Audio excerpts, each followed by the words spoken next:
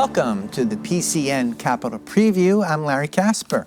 Election 2024 is our topic today. You can join our discussion by calling us at 1-877-PA6-5001, or you can text us at 717-219-4001.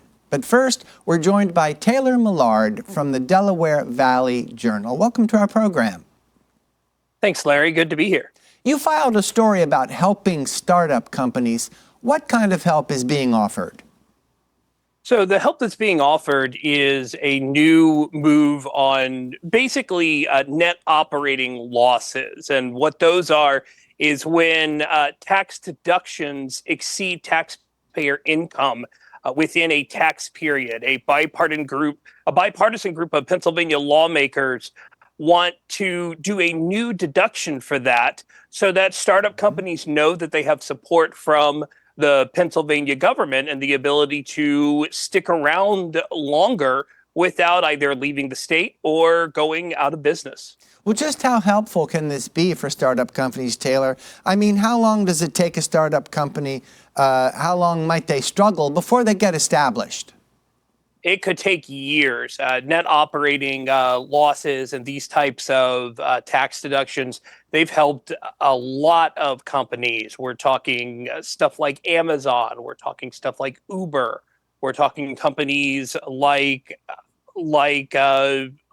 Airbnb, restaurants, Tesla, hotels. All these different kinds of companies use net operating loss deductions to stay afloat for the first few years, because most corporations don't expect to make a profit when they are first launched. Before you tell us about the new proposed tax deduction, tell us about the current setup. So what is the current tax deduction for net operating loss? And you told us that that is when deductions exceed income, and that's an important thing to keep in mind. So the current deduction, Pennsylvania is one of just two states across the U.S. that do not adhere to the federal level. The federal level is 80%. Pennsylvania is around 40% over 4 years. And so what Senate Bill 346 would do would be to raise the net operating loss carryover tax deduction to that 80% over 4 years. One of the other state that doesn't do the net operating loss at the federal level is California. So this is one of those situations where a lot of people want Pennsylvania to imitate California at times, but this is one of those where Pennsylvania does not want to imitate California. Now, you said that the current federal rate is 80% on this deduction, and that's the goal of the new legislation, and it applies to all states anyway right now, except, as you said, for PA and California. And I wonder why PA and California are separated from the herd on this issue. It's something that Republicans and Democrats are wondering why that is the type of thing. Some of it has to do with the way that taxes are set up in the various different states. It depends on what California wants to do and what Pennsylvania wants to do. Why the decision was made to not have it at the federal level is something that a lot of Pennsylvania lawmakers want to rectify, because they think it's putting them behind, so they want to fix that. How has the current tax deduction rate affected doing business in Pennsylvania in general? In other words, just how much help can this lowered tax rate offer? Well, it's a raised tax rate. It would be from 40% raised to 80%, which would be good news for startups. Yeah, the deduction. One of the things that Governor Josh Shapiro has liked to say is that he's tired of losing to friggin' Ohio. And that's something that the lawmakers, as well as the Pennsylvania Chamber of Commerce and Business, believe will help startups stay in Pennsylvania. They talk about the tech hubs and the decisions, the increase that is done, the increased tech education that is done in places like Pittsburgh or in Philadelphia, and they want to keep those people in Pennsylvania so that they're starting their companies in Pennsylvania instead of going to other states where they think there's a better business climate. How high on the lawmaker priority list is this plan, Taylor? Well, it's one that's been around for about a year. The bill was initially Senate Bill 346, unanimously passed. It's now been referred to the Rules and Executive Nominations Committee. You also have moves being done in the House, although it hasn't been said on what committee that will be in, or when the bill language will officially be introduced. Thank you very much, Taylor Millard from the Delaware Valley Journal. More PCN Capitol Preview after a short break. Welcome back. Our guests are Ray Zaborney, partner and founder of Maverick Media, and Jim Byrne, partner at Abe's Bauman and the former chair of the State Democratic Committee. Our next big election is in November. Jim, what are voters thinking about? Voters are thinking about several things. Good morning. It's good to be with both of you and your viewers. They're thinking, of course, about the economy. They want to see some improvements. I think we're beginning to see some improvements with issues of inflation, pocketbook issues, always a constant in the variables of the election cycles. There is also the significant issue of a woman's right to choose. That has been a hot button item since the case of Roe v. Wade was overturned.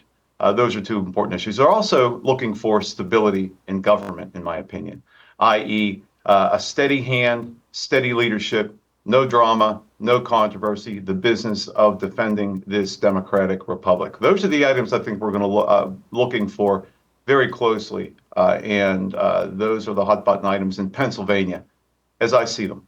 How about you, Ray? Did Jim miss anything? I think voters are also very concerned about immigration. We have almost close to 10 million illegal immigrants who have come across the border. If they were a state on their own, they'd be in the top 10 by themselves. It's a very concerning issue for voters. And I also think, a new topic is probably lawfare, something where voters are concerned about what we just saw happen with President Trump, where the Democrats used the legal system to try to slow down a political opponent.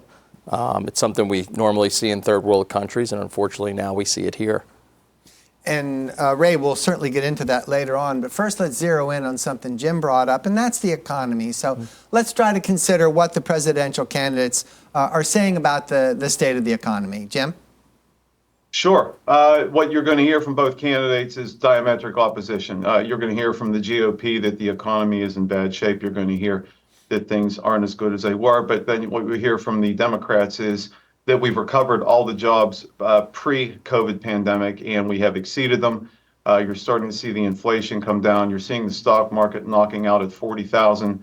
You're seeing a very successful and booming economy. And again, there's not enough time for any of us to get into the weeds on specifics, but I would invite your viewers to look for yourselves. Look at the stock market, look at the inflation, look at the prices starting to come down, and look at the overall situation in the economy now compared to where it was 4 years ago. Look, you don't have to take my word for it. In Politico recently, a prominent Democratic operative said if this race comes down to were we better off in the Biden years or the Trump years, we'll lose that every single day of the week. So Joe Biden taking credit for inflation coming down is kind of like an arsonist who helps put out a fire. It happened under his watch. And when he touts his job creation, obviously the pandemic forced us to shed a lot of jobs. Of course, they were going to come back. Look, it doesn't take a genius to know that I can tell you from personal experience, mortgages were 2.25% under Donald Trump. They're 7+ under Joe Biden. If you look at the cost of any item or any good that the average working family buys at the grocery store, they're up double digits under Joe Biden. You look at gas, it's doubled under Joe Biden. You look at almost every measurable, and things are worse than they were under Donald Trump. And I think that's what the general election, the economy message will be about. Ray, a lot of attention has been focused on abortion since Roe versus Wade was overturned, and talk about Donald Trump's position there. Yeah, I think Donald Trump's been pretty clear on this. He opposes a federal ban on abortion. He believes it should be up to the states. It's actually a very classic Republican position in that we think states, people closest to government closest to the people make the best decisions. New York can have their abortion law. Tennessee can have their abortion law. I think a lot of people, especially here in Pennsylvania, are generally happy with where our law is, and I think you'll see most people support that continuing. But President Trump obviously is personally pro-life, but has been very clear that he will oppose a federal ban. Mm-hmm. Jim, where's Joe Biden? Go ahead, Jim. Go ahead. It's funny to listen to the GOP cherry pick states' rights when it suits their personal needs or personal agenda. We have Donald Trump, now that he's a convicted felon, screaming for the Supreme Court to intervene on a state criminal case, yet they'll flip the coin and talk about staying out of the issue of abortion. So again, they cherry pick that issue. But Mr. Biden has been an opponent of the reversal of Roe v. Wade. He believes that it is up to a woman to make a choice. He is, and the Democrats, and many in the GOP, quite frankly, are in sync with the fact that that decision should not have been overturned. It is the beginning of the end of social issues and rights to choose that have been built on that Supreme Court since 1950, and they're beginning to be dismantled. And you can see the effect it has had. The red wave of 2022 was nothing, insignificantly, because of the overturning of Roe v. Wade. So we believe we're on the right side of that and in consistent lockstep with the majority of the American people. Reminder for our viewers, you can call our program at 1-877-PA6-5001, or you can text us at 717-219-4001. Gentlemen, here's another issue that voters have been hearing a lot about in the recent months, and that's the security at our southern border and immigration. And just what is shaping this issue? Ray, what's the main concern?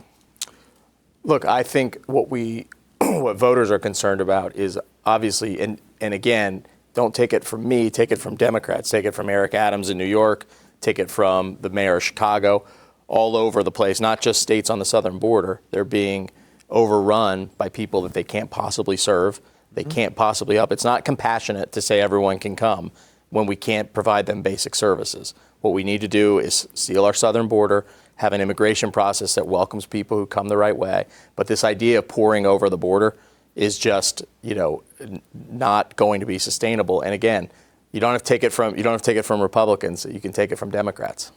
Jim, Absolutely. What do you think? Do we have the resources to support immigrants coming across the border? I think Ray makes a great point. Don't just take it from Republicans. Take it from Democrats. There is a crisis at the border.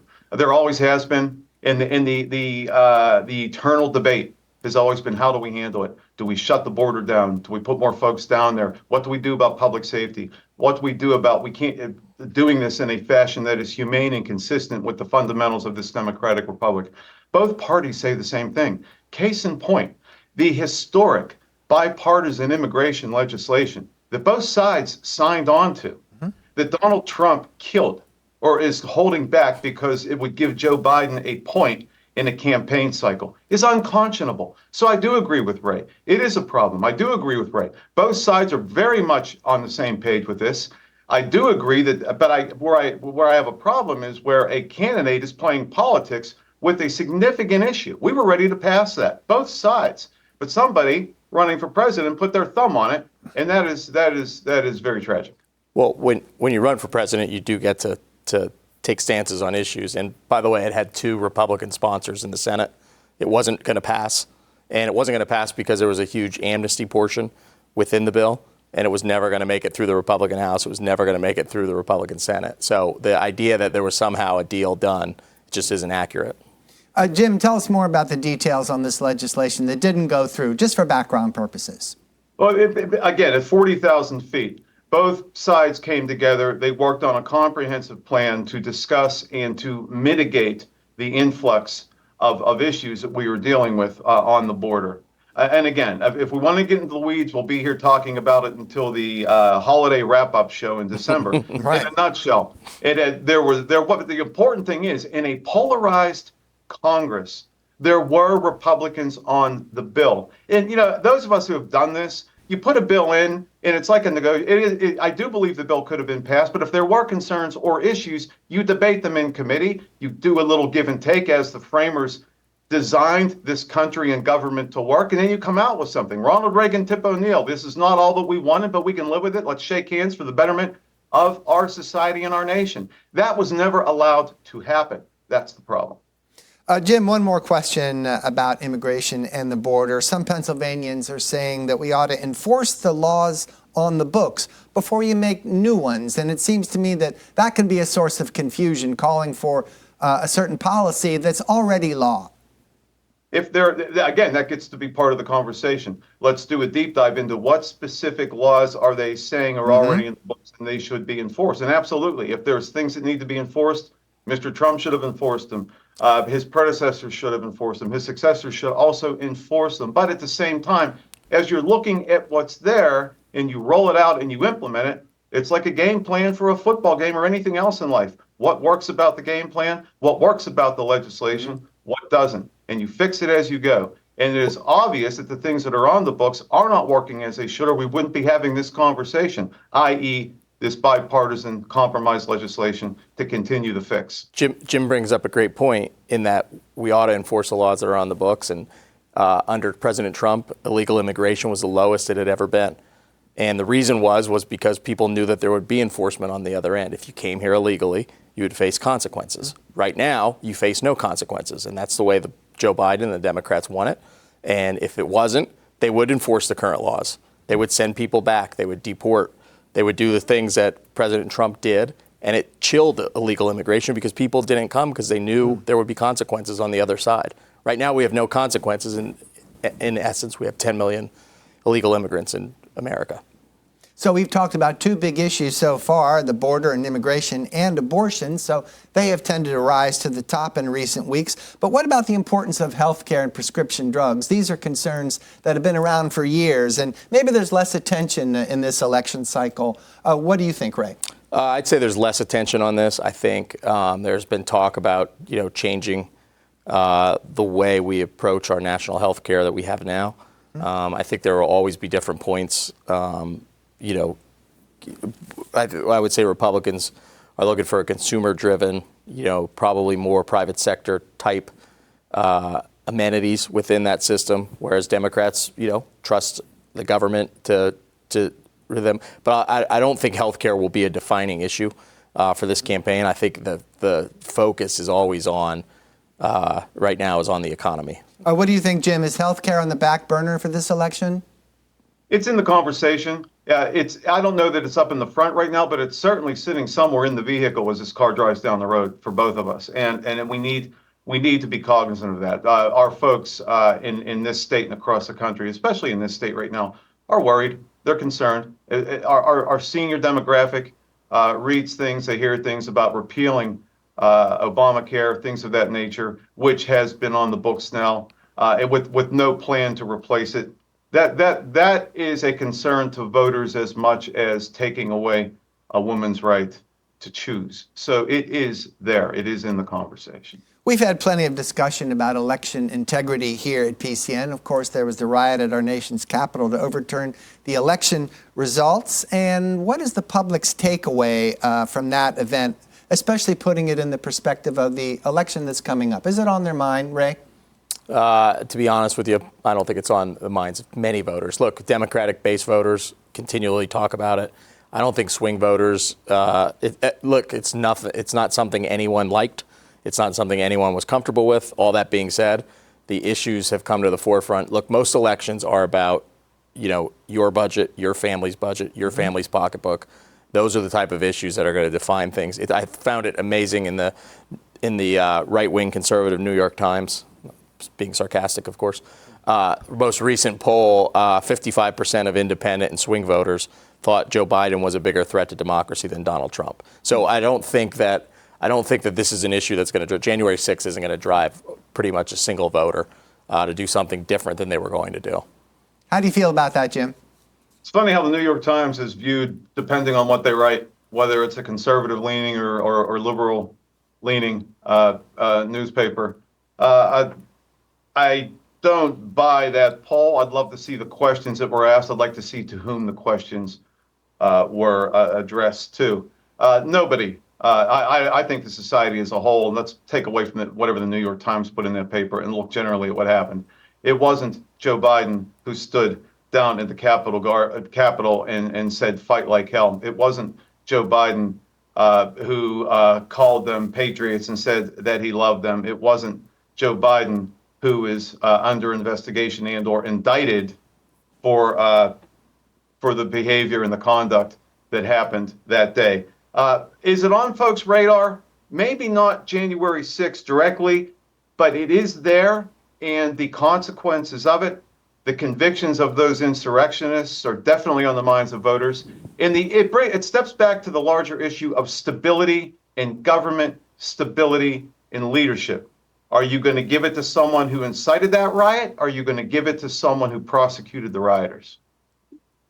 Here's another issue, gentlemen, and it's not a perennial kitchen table issue by any means. It's just because it has come of interest in just recent months, and that's the development of artificial intelligence. And a lot of us have heard about the Joe Biden impersonator who called people up before the primary and told them not to vote. So, of course, there are concerns about how political campaigns can be run. Can you start us on that, Ray? Yeah, look, it's an ever-changing world. I'm sure that when social media started, I'm old enough to remember that, there were a lot of concerns about how that would be used in campaigns. I would be far from an expert on artificial intelligence. I think like everything else, it can be a tremendous tool to help folks. It can be a tremendous tool in campaigns, but it has to be used appropriately. It has to be used right. It has to be used responsibly. But, you know, it's really an emerging technology. Some of the things are very humorous. The Joe Biden impersonator, they have Donald Trump AI. Some of it's very scary, how realistic it can be and how it does fool folks. So, again, I think there's got to be some regulation around it when it comes to campaigns, just like everything else.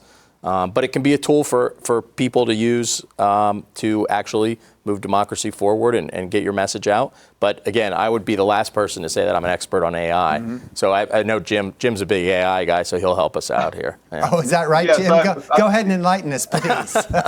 Ray, that was well set up until the last part.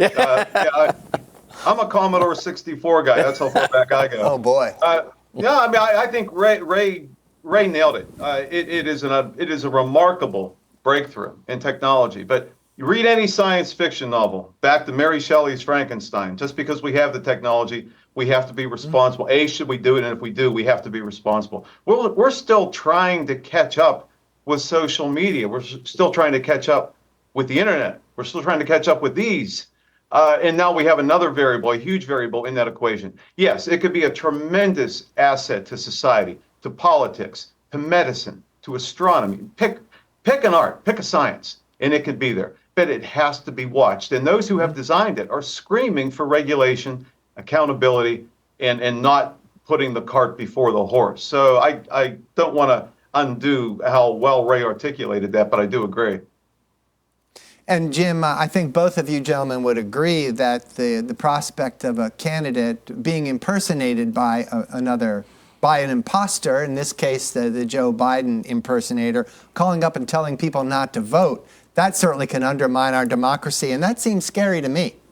It's very scary. It's very scary, and it speaks to the issue. And I've heard both the Republicans and the Democrats talking about the importance and the need for regulation of this to avoid these type of things, because it could undermine the foundational principles of this democratic republic, the foundation upon which the greatest country in the history of the world was built. So yes, we need to get ahead of it sooner rather than later, sir. So let's take a look at recent headlines that could influence the race for president. And I'm talking about Donald Trump being found guilty on falsifying business records. And Ray, to you, what does this do for his chances in Pennsylvania? Listen, maybe I'm in the minority, but I think it only improves his chances because I think people see it for what it is. You know, it's not a charge that would have been brought against anybody that wasn't named Donald Trump. It was brought by a prosecutor who ran promising to indict Donald Trump for something, not a specific crime, and it was passed over by the real place that had jurisdiction, the FEC, which oversees campaign finance violations. And it was even passed over by the DOJ because they didn't believe it rose to a criminal charge. So it's just a ridiculous thing. And look, don't take it from me, take it from the American people. Donald Trump has raised $200 million in the 24 hours after he was convicted in this, more than he'd raised in the entire previous year. A third of the donors were new donors who had never given him money before. People will be outraged by this. This is, again, banana republic stuff that just has no place in American democracy. Jim, try to enlighten us on a few details on what Donald Trump was convicted of. And he was guilty on 34 charges, which, the way I understand it, corresponded to 34 checks that had been written to Cohen for the hush money. Do I have that right so far? Yes. We talked in the last segment, or the last subject of artificial intelligence, about being careful not to erode the foundations upon which this great republic was built. Attacking the judicial system, which is one of the three branches of our government, is very, very concerning to me. I've been an attorney since 1988. I used to do both prosecution as a mayor and defense with a defense firm before that. It is dangerous. It is just downright dangerous. This prosecutor put a 34-count indictment against a defendant because people were paid to quiet someone ahead of an election. They had to be meticulous in their investigation. They had to be meticulous in their presentation of the facts. And they had to convince 12 jurors chosen by the defendant, Donald Trump, and the prosecutor, 12 jurors of 34 charges. 34 charges. And within 48 hours, they came back unanimous. That speaks to the power of the case. Now, I thought the defense made some good points when they cross-examined Cohen, when they cross-examined Stormy Daniels. They put their best foot forward, but it was discouraging to hear the former president talking about, I can't believe the prosecution didn't call this one. I can't believe the prosecution didn't call that one. Mr. Trump, you had a guy sitting next to you who was your attorney. If you wanted them there, you could have called them yourself. You could have testified. Not that that should be read negatively against you, but if you wanted to rebut any of this, get on the stand. He knew better. But think about that, listeners and viewers. 34 felony charges, 12 jurors had to be convinced beyond a reasonable doubt. Without one abstention, he would have a hung jury, and they came in within 48 hours. That speaks to the power and the significance of that case. And Ray, as a reminder, it's legal to pay someone for their silence. However, if you're trying to influence an election or falsify a business record as part of that, then it's not legal. So even in the judge's instruction, again, I don't want to debate the merits of the case because Jim said we could be here forever. In the judge's instructions, which the jury asked to read them back, he told them that there didn't have to be a crime committed as long as there was an intention to commit a crime. The verdict was garbage. The charges were garbage. It'll be overturned on appeal. But more importantly, this isn't a case that would have been brought against anyone else other than Donald Trump. As a matter of fact, we talked about Michael Cohen. The felonies that he got a plea deal from this prosecutor were more severe than the charges that they charged Donald Trump with. It's just ridiculous. It was a witch hunt from the beginning. And it won't, as a matter of fact, not only will it, I was going to say it won't have an impact on November, it will have an impact on November. It's one of the reasons Donald Trump will be president again in January 2025. It's everybody but Donald Trump that's wrong. That's scary. That it's everybody but Donald Trump that's wrong. 34 felony counts down. We only have 57 felony counts to go. That's all wrong. The 64 cases alleging election fraud in federal court in courtrooms with federal judges appointed by Donald Trump, thrown out. That's rigged too. Everything is wrong except him. No, let's step back and think. A brief rebuttal, Ray, then we're going to have to break. Go ahead. Just to be clear, 30 seconds. I don't think everything was wrong that you said. I think the election fraud was proven to not have taken place at the scale that they alleged. But in this instance, these 34 counts, the entire thing was wrong. And it'll be overturned on appeal. And even if it's not, the American people are the ultimate arbiters of this. That'll be the decision day, is November 5th. Ray This will be decided at the sorry, polls. Jim, Absolutely. that'll be the end of that subject for now, gentlemen. I'm going to give you a break because, as Ray pointed out, we're not likely to settle our disputes there anyway. So Ray Zaborney and Jim Byrne, thank you very much. We're just going to give you a break for a minute while we look at program notes for PCN. On the issues has Rick Seiger, State Secretary of Economic and Community Development, on the subject of the governor's plan to make Pennsylvania more competitive. He'll be here on Wednesday at 7 p.m. Right after Mr. Seiger, we'll have Tim Schaefer from the PA Fish and Boat Commission. He'll tell us about Safe Boating Week at 7:30 p.m. The guests on Journalists Roundtable this week are Bruce Seawee from the USA Today Network, Hallie Lauer from the Pittsburgh Post-Gazette, and Ben Wasserstein from WITF. They're on Thursday at 7 p.m. The public affairs coverage you watch on PCN TV is now free on the internet. Go to PCNTV.com and check out our streaming service, PCN Select. PCN is a 501c3 nonprofit television network that receives no government funding. We rely on viewers and donors like you to help PCN bring you everything Pennsylvania. To make a donation, visit PCNTV.com. Viewers, we're taking your questions for about the next 20 minutes. You can call us at 1-877-PA6-5001, or if you want, you can text us at 717-219-4001. Gentlemen, let's move on to another major race in the election, and that would be U.S. Senate here in Pennsylvania. It's Bob Casey. He's the Democrat and the incumbent, and he's being challenged by Dave McCormick, the Republican.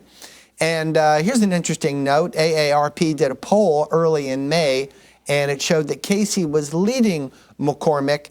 And Jim, why don't you give us a brief history of Casey's history in elected office? Sure. Bob Casey started as an auditor general statewide. He's from Scranton. His father, Robert P. Casey, was the governor of Pennsylvania. Mr. Casey ran for auditor general, and then he ran for United States Senate against Rick Santorum, and he was successful. When I was chairman in 2012, I worked with Senator Casey directly on our coordinated campaign. We traveled the state together. So he is seeking an additional term in the U.S. Senate. He knows retail politics. He knows the Commonwealth of Pennsylvania. When I traveled with him and we would go into the different counties or events, normally a candidate at that level, U.S. Senate, statewide president, et cetera, is given an advance sheet by their team before they arrive at the destination. Mr. Casey knew who everybody was before we were even getting into these various places all throughout the state. Retail wins, understanding the pulse of your Commonwealth where you have served, and coming from the pedigree that he does and being in touch with the needs of Pennsylvanians, I think reflects the support he continues to get in the polls versus an opponent who doesn't even live here, just like Dr. Oz against Fetterman a couple of years ago. That doesn't help the GOP when they have to go out of state to find a candidate to go against a successful, productive incumbent Democrat like Bob Casey. Ray, let's get into the Dave McCormick campaign. After all, some viewers are just tuning into this race for the first time. So start at the beginning and tell us briefly who he is. Yeah, sure. Dave McCormick grew up in Bloomsburg, Pennsylvania. Was a state champion wrestler. Went on to found a business in Pittsburgh that employed a lot of people. And then was called to serve in the Bush administration. And then took a job at managing probably the largest hedge fund in the country. He had moved only to Connecticut after he took that job a few years ago and has come back to Pennsylvania. When everyone says he doesn't live here, you can see all the pictures of him growing up, working on his family's tree farm. His dad served as a president of a university, Bloomsburg University, which is my alma mater, so go Huskies. But look, Dave's been super successful, whether it be in the military where he served, whether it be in government, or whether it be starting in businesses and managing a multinational economic fund. He has had success everywhere he's been, and I think you'll see him be competitive and have success here in the U.S. Senate race, because I think ultimately the U.S. Senate race will be determined similar to the presidential race. It'll be determined based on issues like inflation, immigration. And look, Bob Casey and Joe Biden have the same exact record. He's voted with Joe Biden 100% of the time. He has supported very controversial decisions like changes in energy policy, wishy-washy on Israel. He's no John Fetterman. And that's not something I thought I'd say a year or two ago. But certainly Fetterman has shown leadership. And Casey, as usual, he pops his head up every 6 years to run for office. Jim, what do you think about that remark? Casey popping his head up every 6 years to run. If it was every 6 years to run and that's the only time you saw him, he wouldn't win. This is a state that wants retail. This is a state that wants to eyeball the candidate. This is a state that wants a handshake. This is a state that wants you to know all 67 counties. This is a state that wants you to live here. And Mr. Casey has certainly done all of those things.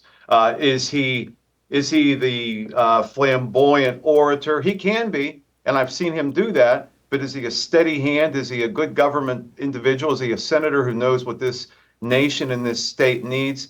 Absolutely, as evidenced by his continued success for this Commonwealth, his leading in the polls, and his delivery for the needs of Pennsylvanians. And as far as McCormick's biography is concerned, Ray, you said that he worked for the Bush administration. Which Bush, for starters? George W. George W. And what did he do there? What was his specialty? Deputy Secretary, I believe, in Treasury.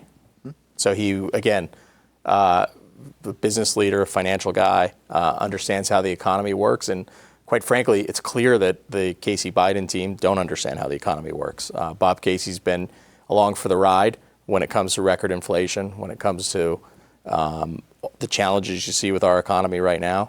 He's been a big supporter of Bidenomics, and that just doesn't work for working people. So I think you'll see Dave McCormick talk a lot about that on the campaign trail. And what kind of campaign is he doing? Is he out there? How ambitious is he? Is he meeting people? He's on a bus tour constantly, on his bus, going county to county, doing the types of things that Jim talked about. Retail politics is very important. Dave's out there doing that, and if you follow him online, you'll see that he also drinks a lot of Diet Coke, and he keeps a scorecard every day of how many he drinks. So he's definitely hyped up and caffeinated, and doing the things you need to do as a U.S. Senate candidate.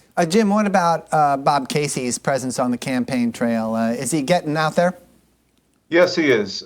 He is doing the retail work that you need to do in a campaign. I actually, of all places, I did see Mr. McCormick a couple of weeks ago. Former Republican Governor Tom Corbett was kind enough to invite me to an award event that he was the recipient of the Jim Roddy Award. And it was good to sit with folks in both parties, off the battlefield, so to speak, and just have some friendly conversations. But I did see him there. I'm sure Mr. McCormick is going to work. He has to. Any candidate has to. You better get caffeinated. You better get motivated, and you better forget about what sleep is like. You can catch up on that when the election is over. I'm sure he will do those things. I just think that it's tough to beat a hard-working incumbent. I know Ray and I disagree on that, but I think Mr. Casey is certainly a hard-working incumbent. I certainly think his retail is out there, as it has been, as it will be ramped up now in a campaign cycle. And I think Mr. Casey, because of his record, his familiarity with the state, and the productivity of his terms in office will allow him to win again. Let's move on to another big race, fellas, and this one is Pennsylvania Attorney General, and that involves Dave Sunday. He's the Republican, and Eugene DePasquale, he's the Democrat. Now, other races have the same overlapping issues, and certainly we've covered a lot of issues so far. But how do you run an Attorney General campaign? It seems to be another fork in the road. Yeah, look, Dave Sunday is a noted and esteemed prosecutor. His record in York speaks for itself. Drug crimes are down. He's been involved in taking on the opioid crisis. He is a prosecutor through and through. On the other side, Eugene DePasquale, who I know and is a nice guy. I'm not sure that he's ever prosecuted anyone. I'm not sure he's ever been in the courtroom, to be honest with you. The differences here are stark, and it is all in experience and all in record. And Dave Sunday, hands down, is the prosecutor who, is going to keep Pennsylvania safe. And look, crime, immigration, things like that are big issues for voters, as we talked about. And I think that record will be the big difference in the race. And Jim, DePasquale is no stranger to statewide politics, right? That's correct. He was Auditor General for two terms. He was a resident of York. He's back out here in Allegheny County in Pittsburgh, where I am, where he was born and raised. His grandfather, Eugene Jeep DePasquale, was president of the City of Pittsburgh Council. So Eugene DePasquale has a name which is pedigree, not just in Allegheny County, but based on his 8 years. And as Ray indicated, he is a likable guy. He listens. He has empathy. And that is what a prosecutor needs. I would posit, however, on the issue of prosecutorial experience in a courtroom, that as the Attorney General of the state for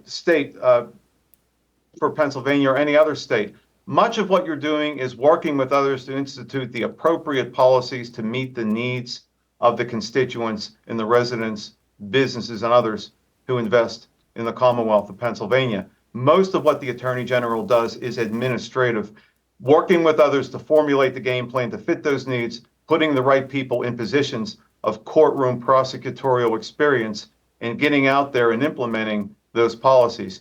Eugene has demonstrated to the Commonwealth of Pennsylvania that he can be an effective administrator and setting of policy and working with others to effectuate it, as evidenced by his 8 successful years as Auditor General. So his experience on the statewide stage and his ability to form policy with others and implement it is going to be very effective and very positive for him as he campaigns this into this November cycle. Prosecutorial experience notwithstanding, I'm going to quote that AARP poll I mentioned earlier, and they're watching the Attorney General race as well. And their poll was taken in early May, so it's several weeks old at this point. And they say that Sunday and DePasquale are tied. And that seems somewhat surprising to me, again, given DePasquale's experience and exposure to voters. So how is Dave Sunday apparently waging a good race here, at least when this snapshot was taken in early May? Listen, I think the difference is that prosecutorial record, and voters who know him know that about him. But I will say this, I'll say it's a great poll for Dave Sunday because I would be willing to guess fewer voters know Dave Sunday than know Eugene DePasquale. And as they get to know him, what they're going to learn about him is that he has a record as a prosecutor, as keeping people safe. And I think that will engender to his benefit as the race moves forward. This is going to be a retail race. Both of these individuals are going to have a message, and I think a lot of it, a lot of this coin is going to be on the issue of Mr. Sunday will talk about being a prosecutor in a courtroom. Eugene is going to talk about his administrative skills and his ability to move the ball down the field and do what he needs to do to make this Commonwealth safe for all who live, invest, and work here. And again, I think the retail will be very important here. I still think that Mr. DePasquale, based on 8 years of statewide experience, will pull away. And again, polls are snapshots, but I do believe he will pull away and he will be victorious. Gentlemen, let's get your perspective on another big race here in Pennsylvania, another row office, and that would be for PA Treasurer. The candidates are Stacey Garrity, she's the incumbent, and Erin McClellan. And it's interesting to note in this race that both of them are talking about school vouchers. And it occurs to me that is this an appropriate issue for this campaign? Is it within their purview to go public and have opinions on vouchers? Ray, get us started. I mean, you can talk about anything you want in your campaign. I'm not sure how much it resonates with voters, especially voters who are going to make a determination of who wins or loses. But you certainly are allowed to talk about anything you want. I think Erin McClellan saying that she'll defy the legislature and not write checks for vouchers if they pass a voucher bill, it's just, partisan politics trying to appeal to her base. It's just, a ridiculous position to take, and it just shows a lack of seriousness as a candidate. All that being said, I don't think it matters much what she says. I think Stacey Garrity's done a good job. She has definitely managed the finances of the state very well. She's worked well with both parties. And I think what you'll see is it won't matter too much what Erin McClellan says. It'll matter more about what Stacey McGarity has done, and that's why she'll get reelected. And by the way, Jim, before you give us your opinion, a refresher on school vouchers. It's funding for private and religious schools. And do you see this as being an appropriate part of the campaign? Ray says during a campaign, you can talk about whatever you want. You can, and if it's within the purview of any office or office holder to make decisions or weigh in on any matter, then they have a right and I think an obligation to tell the potential voter where they stand and what they would intend to do. But this is Erin McClellan being Erin McClellan, not afraid to pull punches, not afraid to speak out. She is a fantastic orator, one of the best public speakers I have seen in the Democratic Party in many years, and I've seen a lot of good speakers. She's very good at delivering her message and motivating voters. She was a 10-to-1 underdog in that primary, and she thumped the opponent by 90,000 votes, give or take. Mm-hmm. That speaks to her ability to connect to folks. I would invite your listeners and your viewers to watch this race very closely. Pay close attention to when the debates come, and you'll hear and see what I am telling you to be fact, that Erin McClellan is a qualified, dynamic, energetic candidate who understands the issues of the office, You can talk about vouchers as well. The bigger picture on her statement of vouchers is she is not afraid to do what she thinks is right for the people who put her into office, not placating to special interests, not going with the flow, doing what she thinks is right, standing up against opposition. It's refreshing to see that in leadership for this specific office. Jim, can you give us some more biographical information on McClellan here? I understand she's some kind of a counselor. Tell us about her professional experience. Up until recently, she worked with she worked in Allegheny County. She does have experience in counseling. She lives in Harrison Township, which is here in Allegheny County, up on the border of Butler. She has the talent and the ability to understand and grasp issues. Her prior positions, as you have mentioned, allowed her to work at a retail level with individuals on very important and critical needs of families and others moving forward. The ability to have empathy, the ability to listen, the brilliance and the dynamic to find solutions and help folks have a better quality of life. The fundamental building blocks of what you need to have a good candidate to step up and to lead. Not afraid to challenge the status quo, not afraid to be innovative, not afraid to ask questions about things that maybe aren't always in the strike zone of a specific office. She'll be a good fit for that position, and I think she will be successful in November. We have time for one more race, gentlemen, so let's consider District 10 in Congress here in Pennsylvania, and that's involving Scott Perry, who is the Republican incumbent, and Janelle Stelson is the challenger and the Democrat. And let's review Perry as the incumbent. What impression has he made in recent months or years? Sure, you want to talk about a guy who isn't afraid to do what he thinks is right. That's Scott Perry. He has been a hard-charging center-right conservative who has taken on Washington, has stood up to both parties, quite frankly, when he disagrees with them.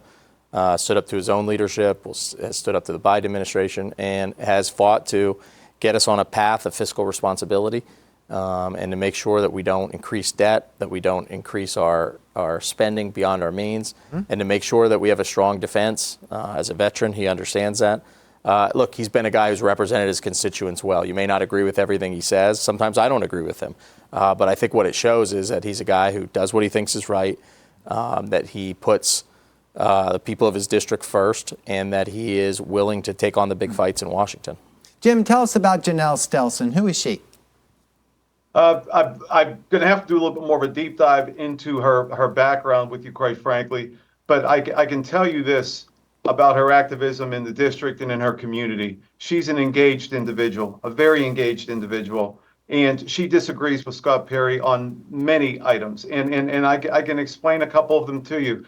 She, like many others in Pennsylvania, are concerned about his stance on the Roe v. Wade. Where do you stand on that? Where do you stand on this Donald Trump conviction? Do you believe that the system is rigged or not? I don't think that she does. I know that she doesn't, and I know most Pennsylvanians know that it was no such thing. Where does Mr. Perry stand on the January 6th insurrection? He was very close to that. I would submit that he's not just right of center, especially not on that issue. So she needs to go up against an incumbent with name recognition, obviously, and she needs to tell folks more about who she is, where she's from, her activism, her involvement in her communities, what she has done. But more importantly, she does also need to speak about these concerns about Mr. Perry, position on Roe v. Wade, position with the Trump felony indictments and convictions, and his involvement or his proximity to the January 6th insurrection, and whether he thinks that was an act of patriotism or an act of sedition. Right. So watch for her remarks on that as they begin to campaign. It'll be an interesting race. All right, gentlemen, last question. You heard me talk about the AARP poll that was done on this election in May, and that makes us think about the value of older voters in general. And certainly Pennsylvania is one of our states with the oldest population. So talk about, in about 30 seconds or so, Ray, the value of the older voter. Could they tip the scales in November? Yeah, look, older voters are always a focus of every campaign. If you're doing it right, they make up a good chunk of the electorate. It's the one group we know everyone's headed towards. So everyone has some interest in the issues, obviously, and it is a group that swings back and forth between parties based on what's going on right now. I think look, older voters are feeling the same things younger voters are feeling. They're feeling the pinch of inflation. Their dollars are not going as far as they used to. They're feeling all kinds of the same things that most people are feeling. And then on top of that, they have issues like Social Security and Medicare that they are concerned about. So yeah, it'll be an important demographic, and both sides will fight very hard for it. What do you think, Jim, voters age 55 and up, how much influence in November? A lot of influence. Ray's absolutely right. They're very critical demographic to any candidate from any party. And I believe that obviously I don't know that the age of our candidates is as much of a factor in this demographic as it may be in others. But what is a factor in this demographic is stability in governance, a steady hand. And they want to see, who is the candidate that can give that steady hand, and what type of individuals will that candidate surround themselves with if elected.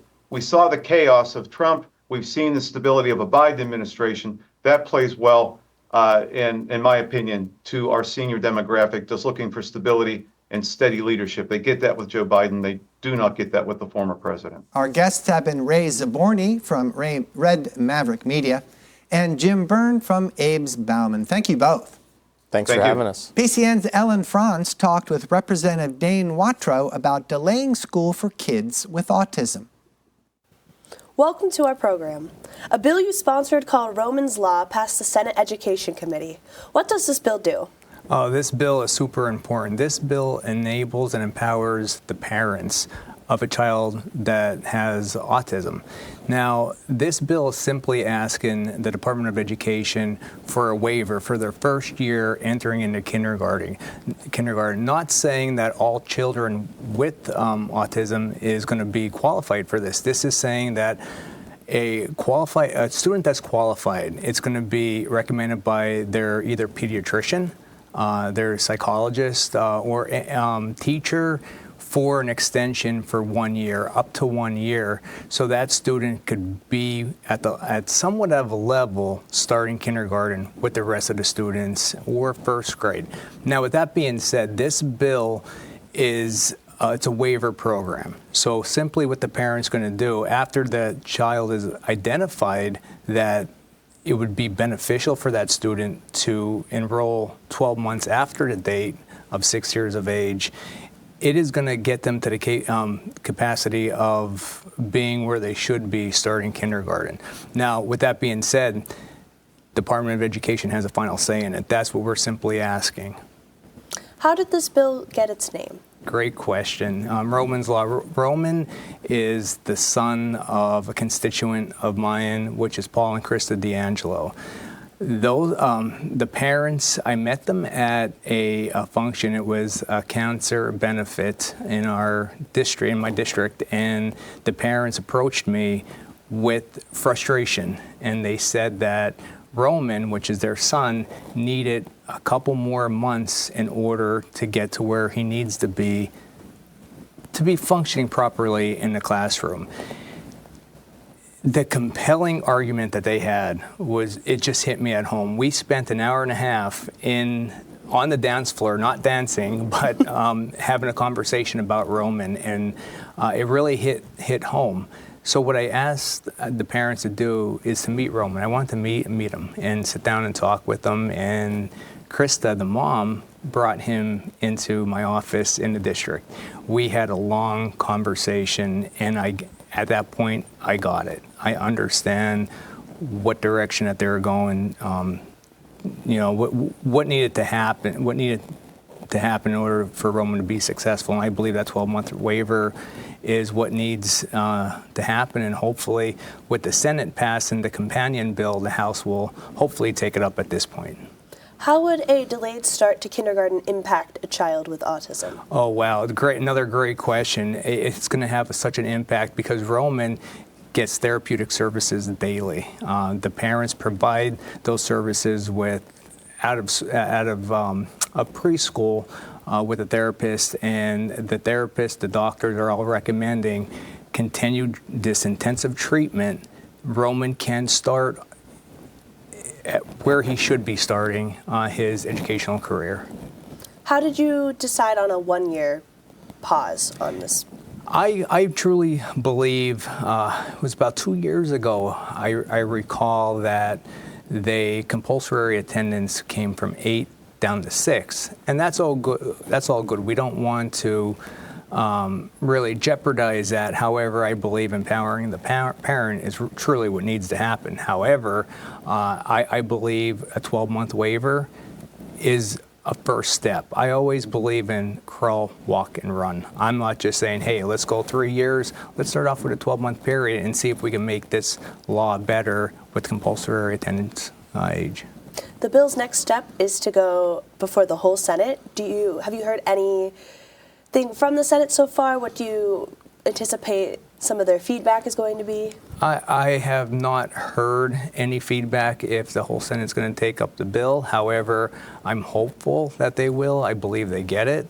My colleagues I spoke to in the House and on the upper chamber there in the Senate, it seems like they get it. So I'm just very hopeful that they will run this bill and it'll be kicked over to the House for a vote. Or I'm hoping that my bill in the House will be ran and then sent over to the Senate. But like I said, the good senator, Senator Argyle, chose to bring up, he was a prime sponsor of the Senate bill, to bring that up. And I'm very thankful for him. He clearly understands it and gets it. Representative Dane Watro, thank you for your time. Thank you so much. Before we go, here's a reminder for you. On the Issues has Rick Seiger, State Secretary of Economic and Community Development, on the subject of the governor's plan to make Pennsylvania more competitive. He'll be here on Wednesday at 7 p.m. Right after Mr. Seiger, we'll have Tim Schaefer from the PA Fish and Boat Commission. He'll tell us about Safe Boating Week at 7:30 p.m. I'm Larry Casper. Thanks for watching.